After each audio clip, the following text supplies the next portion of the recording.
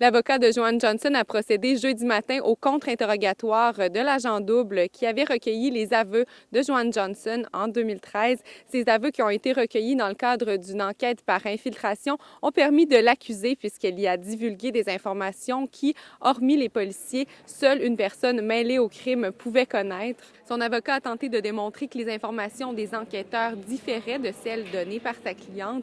Par exemple, dans l'enregistrement, Joanne Johnson dit avoir tiré 2 fois, mais dans les faits, une seule balle a été retrouvée. Mais la preuve demeure tout de même très solide selon l'avocat de la Couronne. Il est certain que tout est analysé. Et puis, si on avait pensé qu'on avait un problème quelconque, on n'aurait pas procédé ou on aurait tenté de continuer l'enquête. Nous étions convaincus d'avoir la preuve nécessaire pour porter les accusations et puis c'est pour ça qu'on est là.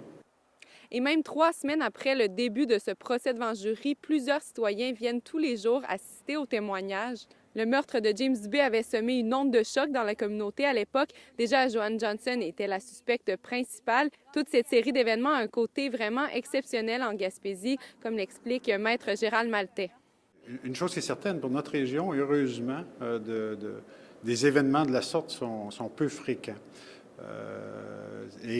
Dans les annales, à ma connaissance, c'est la première fois qu'on a ce type d'enquête ici. Et ce qu'on se rend compte, c'est que c'est beaucoup de travail.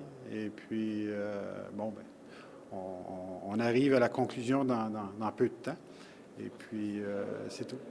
Le procès est suspendu jusqu'à mardi prochain. La présentation de la preuve se terminera avec le témoignage de la sœur de James Dubé. Ce sera ensuite aux avocats de la défense de prendre le relais. Léa Beauchesne, Percé.